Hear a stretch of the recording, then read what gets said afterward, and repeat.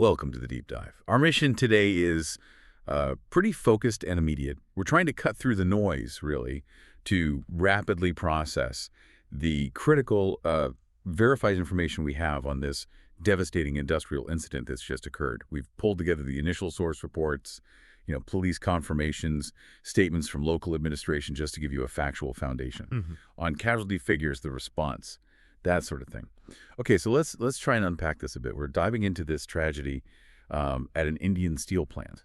But we're not just, reading headlines here. Our task is to understand what these initial facts, the names, the numbers, the geography, what they really tell us about the crisis unfolding, like right now.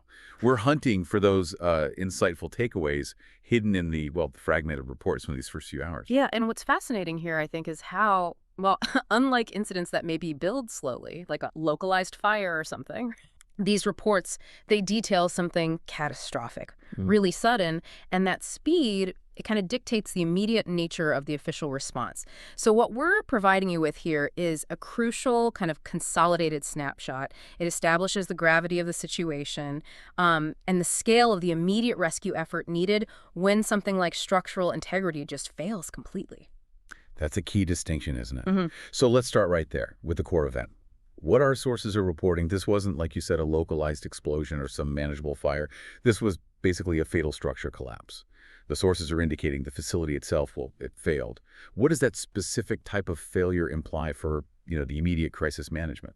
Well, a structural collapse, especially in a heavy industry setting like a steel plant, it's just an entirely different beast than, say, a typical building fire. It implies rapid, unpredictable failure. It leads to massive, often specialized kinds of debris. And, thinking ahead for tracing accountability later, it points towards potential engineering issues or maintenance, maybe material problems, rather than just, say, operational errors during production. And we can actually pin down exactly where this tragedy occurred. We're looking at the Godavari Ispat Ltd facility. Yeah.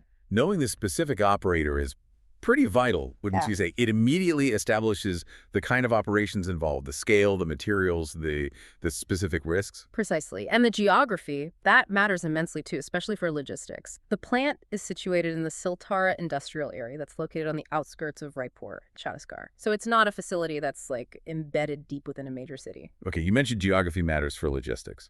So when the incident is on the outskirts, specifically in an industrial area like Siltara, how does that impact the immediate mobilization of resources compared to if this had happened, say, right in downtown Raipur? That's a good point. It kind of creates a resource paradox, actually. On one hand, an industrial area usually means better access for the really large, heavy equipment you'd need, cranes, earth movers, that sort of thing for debris removal, because, the area is already designed for industrial traffic. Okay, that makes sense. But on the other hand, specialized trauma centers, or maybe those highly skilled state-level urban search and rescue teams, they might actually be delayed. They're often centralized more in the city core. So the response teams on site have to become self-sufficient very, very quickly. And that puts immense pressure on those initial local administrative teams. Right. That distinction, quick access for heavy gear versus maybe a delay for specialized human rescue teams, that's the kind of analytical layer our listener needs, I think. It tells us the responders there on the ground are facing, a dual challenge right now. Absolutely. And that challenge, it's compounded by the material they're dealing with. We aren't talking about, standard concrete and drywall debris from an office building. Steel plants involve these high-density structural members, maybe metal that's been affected by heat or is incredibly sharp, just incredibly dense material. It requires specialized cutting, specialized lifting equipment. Your standard tools for a regular building collapse, they often just won't cut it here. Let's shift focus now, though it's obviously tragic, to the immediate human impact.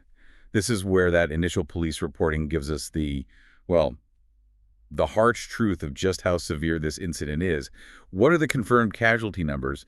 And critically, who is still unaccounted for? This specific data point is probably the most crucial for understanding the immediate toll. Based on those official immediate reports, we have confirmed losses. 6 workers were killed right there in the mishap. That high, immediate confirmed fatality number, it strongly indicates the collapse is catastrophic. Probably gave little, if any, warning. 6 workers killed. Wow.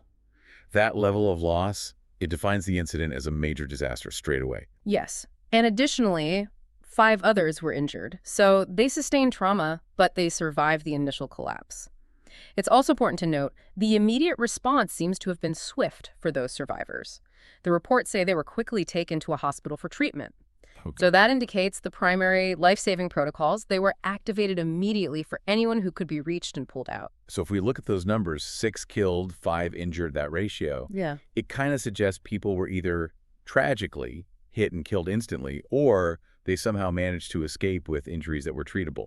But the crisis, it remains an active, ongoing emergency because of that third category, right? That third category, yes. That's the most urgent focus for the rescue teams right now. The police reports highlight these intense search efforts precisely because they believe around 5 more people are feared trapped inside that collapsed structure.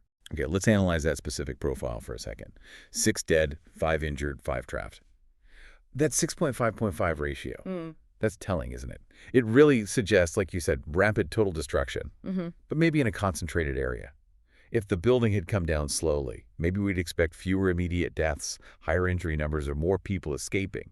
The fact that an estimated 5 workers are just missing in the debris field, not accounted for as injured and treated, that really underscores the completeness of the structural failure. It really does. I mean, it signifies that the rescue operation is essentially a race against time. It's not just about stabilizing the environment, which is dangerous enough. It's about penetrating extremely complex layers of, well, specialized industrial debris before that window for survival closes. The fact that 5 individuals are still unaccounted for, that shifts the entire focus of the state administration right now. So with 5 people feared trapped, the focus shifts completely to the operational response. Tell us about the immediate efforts. What do the sources detail? Who is leading this very specialized rescue attempt? And what does that leadership choice signify? The sources seem very clear on the hierarchy here. A full-scale rescue operation is underway. Crucially, the teams identified as carrying out these efforts are the police and the local administration. Now, this is actually a significant point. When the police and local administration take the lead like this, it signals the incident has immediately gone beyond the capacity of, say, the company's internal safety team. Right. It's been formally elevated to a government-level disaster response. Wait, hang on. If it's a structural collapse in a massive industrial facility like this, shouldn't specialized industrial teams, maybe engineering experts, or even, I don't know, military engineering units be taking the lead? Why the local police initially? That's an excellent question, actually, and it really speaks to the immediate jurisdictional shift that happens. In those first critical hours, the police and the local administration, they are the primary coordinating bodies.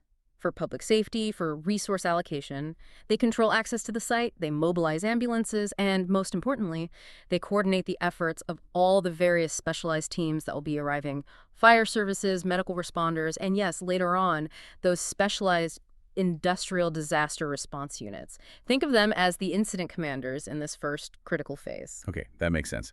And we know this information is verified because the casualty figures, the 6 deaths, 5 injured, 5 feared trapped, they were provided by a specific high-ranking official. That's correct. The authority providing these immediate figures was named as the Raipur Superintendent of Police, SP Lal Ummed Singh. Citing the SP, it assures us that the data isn't just speculation.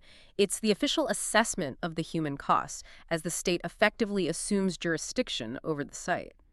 This helps ensure, centralized communication, minimizing confusion during this really critical response phase. Okay, returning to the environment itself, the specific task for those police and administrative teams leading the charge, it sounds incredibly complex. They're not just clearing standard rubble. They're trying to reach 5 individuals in what you described as a uniquely challenging rescue environment, a collapsed steel plant. The difficulty, it really can't be overstated. They're likely working to stabilize adjacent structures that might also be compromised. They're managing potential hazards like dust, air quality issues, and they're trying to breach heavy metal debris. I mean, think of the immense stress on the equipment and on the rescuers themselves. They're probably cutting through structural steel beams, potentially under highly unstable conditions. And all of this while racing against time to find those individuals still trapped.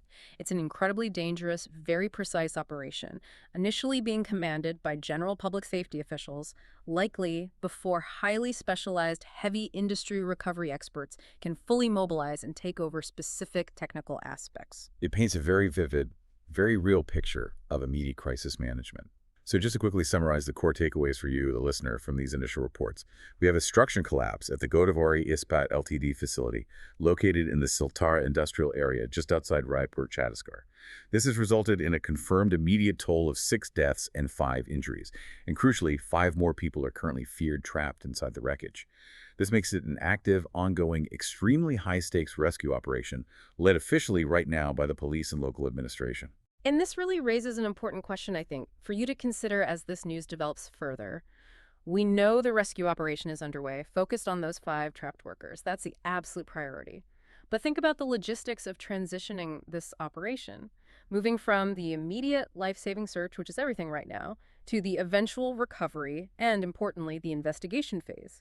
The very nature of this incident, an initial structural failure, it points towards a major engineering or perhaps a maintenance issue down the line. So how long will that take? And what specific types of, maybe, forensic engineering teams are necessary to preserve evidence and determine the precise mechanical cause of this collapse? All while dealing with the ongoing removal of massive amounts of heavy, complex debris. That huge logistical effort comes after the immediate rescue, and it's definitely something for you to mull over as the immediate crisis hopefully subsides. That's a difficult but very necessary layer of complexity to consider when we're processing news like this. Thank you for joining us for this deep dive into the immediate facts surrounding